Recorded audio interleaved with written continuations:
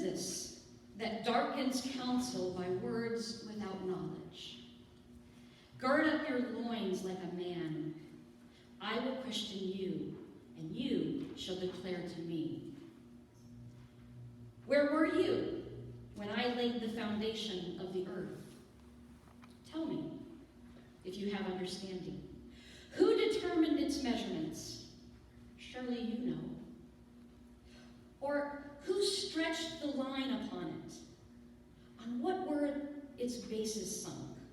Or who laid its cornerstone when the morning stars sang together and all the heavenly beings shouted for joy? Or who shut in the sea with doors when it burst out from the womb? When I made the clouds its garment, and thick darkness its swaddling band, and prescribed bounds for it, and set bars and doors, and said, this far you shall come, and no farther. And here shall your proud waves be stopped. Have you commanded the morning since your days began, and caused the dawn to know its place, so that it might take hold of the skirts of the earth, and the wicked be shaken out of it? It is changed like clay under the seal, and it is dyed like a garment. Light is withheld from the wicked, and their uplifted arm is broken. Have you entered into the springs of the sea, or walked in the recesses of the deep? Have the gates of death been revealed to you, or have you seen the gates of deep darkness? Have you comprehended the expanse of the earth? Declare if you know all this. Where is the way to the dwelling of light, and where is the place of darkness? That you may take it to its territory, and that you may discern the paths to its home. Surely you know, for you were born then, and the number of your days is great. Have you entered the storehouses of the snow? Or have you seen the storehouses of the hail, which I have reserved for the time of trouble, for the day of battle and war? What is the way to the place where the light is distributed? Or where the east wind is scattered upon the earth? Who has cut a channel for the torrents of rain, and a way for the thunderbolt? To bring rain on a land where no one lives, on the desert which is empty of human life, to satisfy the waste of the desolate land, and to make the ground put forth grass. Has the rain a father? Or who has begotten the drops of dew? From whose womb did the ice come forth, and who has given birth to the hoarfrost of heaven? The waters become hard like stone, and the face of the deep is frozen. Can you bind the chains of Pleiades, or loose the cords of Orion? Can you lead forth the Mazzaroth in their season? Or can you guide the bear with its children? Do you know the ordinances of heaven? Can you establish their rule on earth? Can you lift up your voice to the clouds so that a flood of waters may cover you? Can you send forth lightning so that they may go and say to you, here we are? Who has put wisdom in the inward parts, or given understanding to the mind? Who has the wisdom to number the clouds, or who can tilt the waterskins of the heavens when the dust runs into the mass and the clods cling together? Can you hunt the prey for the lion, or satisfy the appetite of the young lions when they crouch in their dens, or lie in wait in their covert? Who provides for the raven its prey when its young ones cry to God and wonder about for lack of food? May the hearing of these words add insight and blessing to your lives.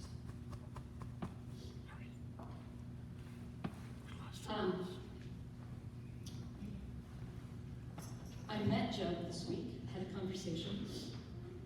Job was this older lady, an old lady who lives in the smallest tent down Franklin Street in one of the encampments. She was this old woman who came out barefoot on a very chilly fall day to inquire why I was there with two of my colleagues, just out of curiosity. She was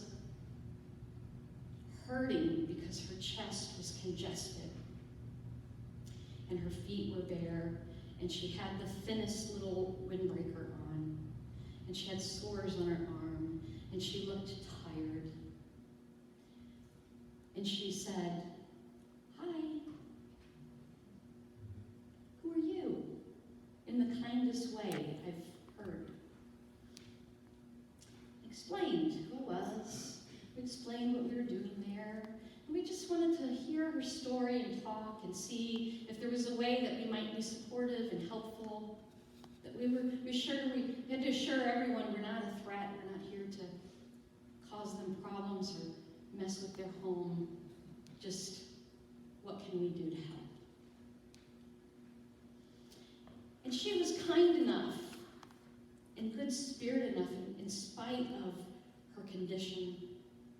She had these beautiful, gentle eyes to share some of her story, which is really a brave thing to do to a group of strangers. It's not really too different than Job. You know, this is where Job begins. Job begins with Job being inflicted through things beyond his control. He's inflicted with sores all over his body. His health goes. He's done nothing. It's beyond his control, right? Circumstances beyond his control. He suddenly gets, we know, we've read the story, we know what's going on a little bit behind the scenes, but Job doesn't. Job doesn't know. And he drags himself. Job's a good guy, by the way. He's an impeccable, good guy. He's done nothing wrong. He's righteous. He's done nothing wrong. So Job, because he's a good guy and he understands things, he's got this sudden strange disease of his skin, and he's covered from head to toe. He does the only thing he can do if you're a person who is concerned about public welfare and public health. He removes himself from society. In the time that Job lived, that was the only option available to them for health care. Get out of the city. So Job, if Job hadn't removed himself, he could have played this card like, hey, I'm an important guy. He was an important guy. This woman standing before me had a house, a nice house. She was married. She had a good life. And suddenly it was all gone. Circumstances beyond her control, it was gone. Her husband died. She moved in with a friend. She was able to live there for a while, but through circumstances beyond their control, she couldn't stay with the friend any longer, and there was nowhere left for her to be. She couldn't work anymore. And so she ended up in the smallest tent in the middle of an encampment, surrounded by very young people. Very young people who are most active very late at night, as most young people are. So there's Job, right? There's Job. He's taken himself out, because if he hadn't, he could have said, you know what, I'm an important guy. You know what, these rules don't apply to me. I'll just stay in my house, thank you. I'll just stay in my world with all of my servants. And I don't care. I'm just going to, he might have gotten away with that, but eventually they would come for him and they would say, no, this is a public health issue. You're unclean. We're going to remove you. Job doesn't do that. Job says, nope, I'm going to go myself. And he drug himself out to the dung heap. That's garbage and feces and all kinds of places that nobody wants to sit. He drug himself out to the outskirts of the city because Job's a good guy and he didn't want to affect anybody else. And I imagine that Job is sitting there on that dung heap. I think, it would be easy to think that Job's feeling sorry for him, like it's sort of like a pity pot. He had a little pity party for himself. But he's not. Job doesn't do that. Job does not go there. This is what's remarkable about Job, really. Because I probably would want to go right to the pity party. Wouldn't you? It's covered in sores. I've had to leave my family, my livestock, my crops, my home, everything. And I gotta sit out here and I'm miserable with sores all over my body. Nothing but a little scrap of hard something to just scrape those sores. Just sitting there. So bad, Job's wife comes to him and says, "Why don't you just curse God and die?" Ooh, it's hard. Why doesn't he? Poor. But I like to think Job's not having. I think Job's probably thinking, well, he even says it. You take the good with the bad. It's a blessing, blessings and curse. So this is very Old Testament too. It's a very, very ancient concepts. God of Israel, this blessings and curse, the way of blessing or curse. You take the good with the bad. You take God's blessing. You take the bad too. This will pass. This is just a health concern. This will pass. My health will be restored eventually, and I'll go back. I'll go back to my home. I'll go back. This is not something I will blame God for. This is something I will just endure. And that's all well and good. Then Job's wife dies. Then Job's children die, all of them. Can you imagine? All of them. He's sitting on the dung heap, these sores that are not getting better, oozing, gaping sores all over his body. Can you imagine? As that news hits him, your wife is gone. Your children have died. Then not one, not a few, not all of his livestock died. Everything. Gone. Can you imagine sitting on the dung heap hearing this? Then, of course, he loses his house. Everything's gone. Now Job is homeless. Now he's sitting on the dung heap, out of society. Nobody cares about him anymore. Scraping the wounds, festering, and he's got no hope of anything returning to normal. Can you imagine? But then something happens. Then his friends show up. Wow, that's good news. He has some friends left. His friends come. They do this amazing, this beautiful thing. They do the best thing that a friend could do in this moment. If you've ever suffered an incredibly tragic event in your life, where you've lost someone or something that just crushes your soul, if you've ever sat on a dung heap in grief, you know that Job's friends do the most beautiful thing. They give a gift that's all a friend really needs to do in that moment. They just come and they sit with him, and they don't say a word. That's a gift. It's counterintuitive. We don't like that. We think we've got to tell people something when they're hurting.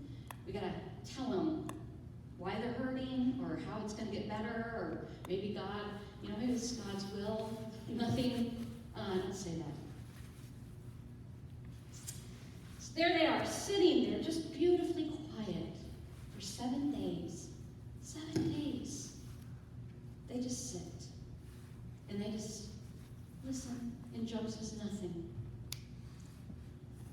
And it's almost, what happens, I think, is that, I wonder if what happens is that maybe these friends, they actually came, they said, here's the conversation, I imagine, it's a little midrash for you.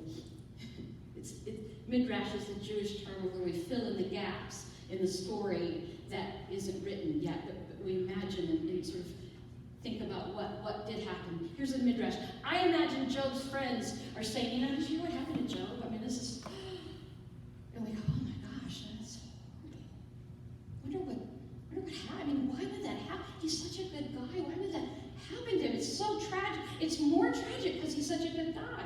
As if he wasn't a good guy, we'd say, well, that's not tragic.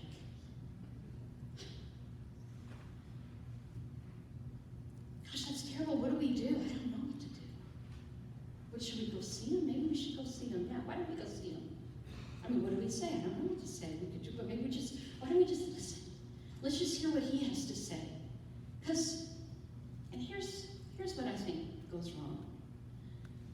I think what they think, because of the theology of the day, and by the way, it's kind of theology that hangs around a little bit today as well, is that there's this idea that if something bad happens to you, you've done something to deserve it. God is punishing you. See? So I imagine they say, well, let's just go hear what he has to say. We'll go hear and just let him confess, and then we'll help him. We'll get him back on track, and all will be well. Once we help him. So they just listen for 7 days, and I imagine they're just listening. It's so beautiful that they do that. But I get the feeling, because of what happens next, that they were listening with expectation. Watch out for that. They were listening with expectation. Now, this is common. I'm standing here listening to this beautiful woman in the smallest tent in the camp tell me her story, and I was listening. I gotta be honest with you, I was listening, and I realized as I was listening with expectation. I was listening for the reason. What's the cause? What choice did you make? What really got you here? What did you do? There must be something you did. What did you do? That's what's going on in I'm not proud to say that. I'm just being honest with you. I think we all do that to some degree. Right? What did you do? Why did this happen to you? It's a way to make us feel better because we think it's a reassurance. If that's what you did, then okay, I'm safe because I didn't do that. So I had to fight that back. I had to listen, and look at her, and internally just keep saying, no.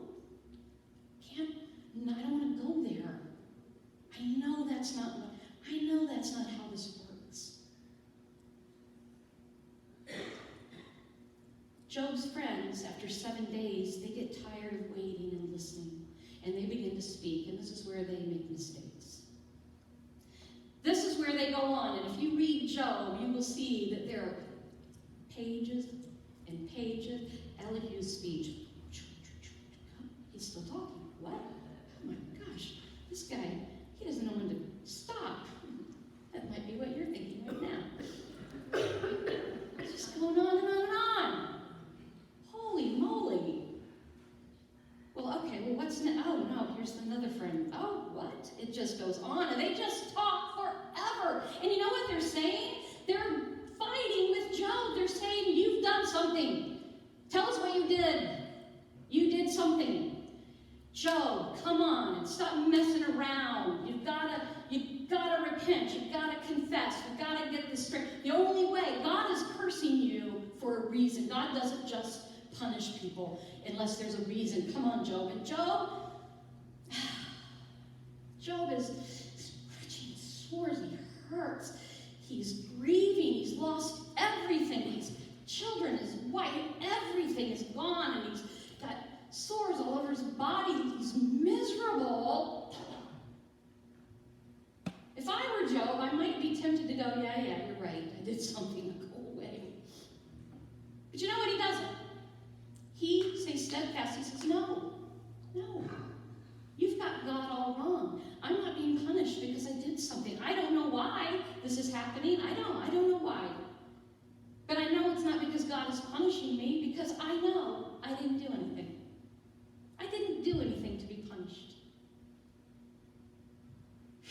Finally, they go away. Thank heavens. Finally. And then something happens with Job. Job's been thinking. Job's a smart guy. He says, okay, God, I don't think you're punishing me because I did something. I don't think that's how this works. I don't quite get it. He said, but I've been thinking a lot.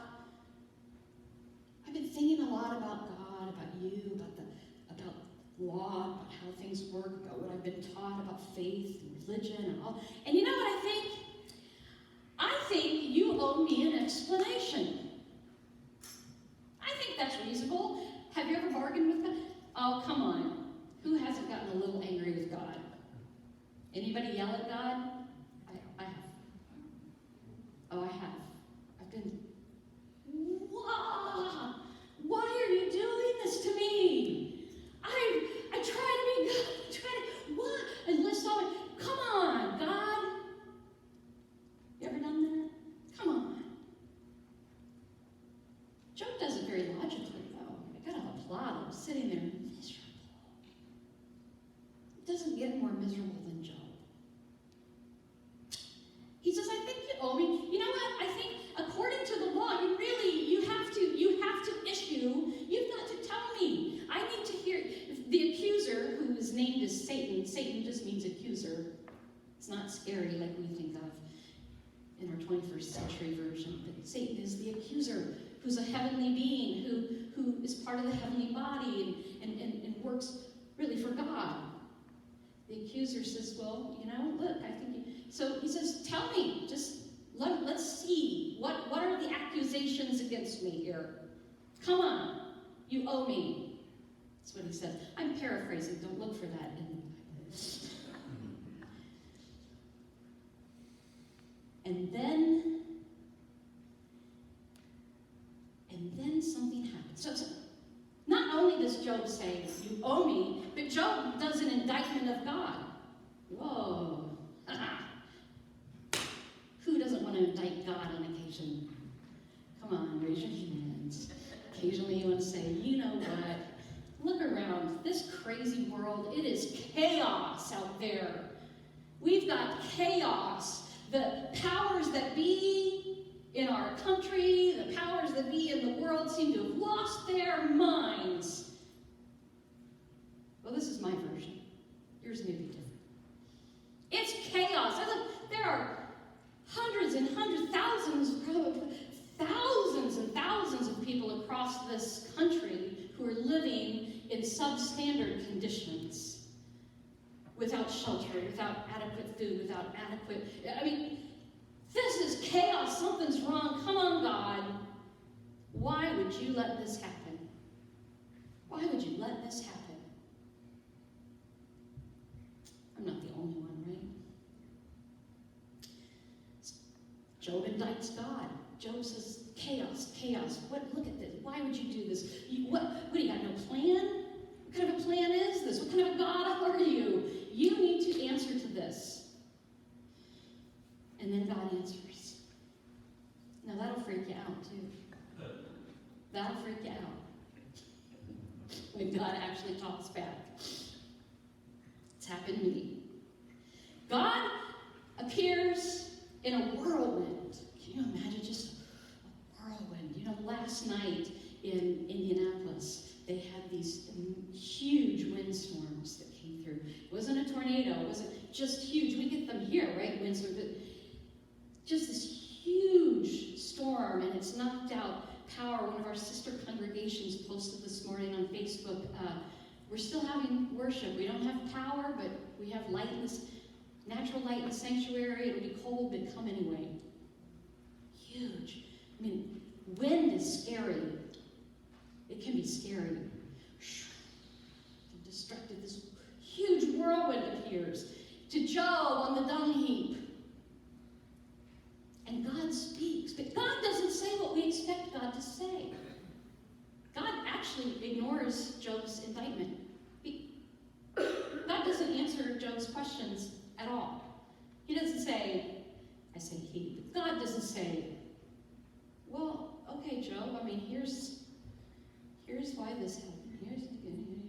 No, God doesn't do that. God talks about creation. God talks about the mysteries of the world. God talks about the order and how things actually are not chaos. God reminds Job that God is the God who brought chaos, brought order to the chaos of creation. God talks about Genesis. Remember the Genesis story? In the beginning, there was darkness and chaos. The waters covered the earth. There was no organization. And God says from the whirlwind, hey, guess what? There's something bigger than you. There's a mystery and a power and a plan that's beyond you, and it's not just about you.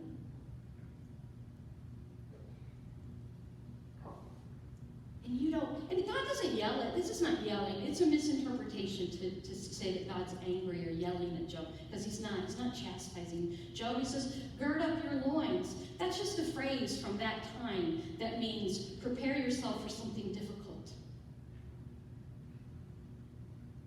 Here's what's going to be difficult. I'm going to question you. You're going to have to think about this. This is going to be hard. Get ready. It's like a teacher saying something to a student about, you got to get ready for this. I want you to think about these things. Do you know? Do you really know about the order of things? Do you really know about the mysteries of the earth and creation? Do you know? Because I do. And there's something in that comforts Job. Something in this comforts Job. So there's something in this that should be a comfort to you and I. Job is a wisdom text. It's one of 3 wisdom texts in the Bible. So this you should consider wisdom. God doesn't bless us. Job's blessings weren't his family, his wife, and his wealth. That was a blessing to him, of course. But that's not God's blessing and a reward to Job. Job's blessing is somewhere in the chaos of his own life, no matter what happens. No matter if you're living in that little tent in the middle of all the big tents with all these young people and the world feels chaotic and you're sick or maybe in your own life there's something, God's not punishing you because life doesn't go the way you want it to. God's not blessing you because things are going really well. The blessing is that God is with you in every moment in all of those times. The blessing is that there is order in the world beyond the chaos that we see and recognize right now. That's a blessing. That God is bigger and more capable than any of us. So we do what we can do. We be like Job. If you can, be as righteous, be as good-hearted and well-intended as you can possibly be, and trust that God can do the rest. May it be so.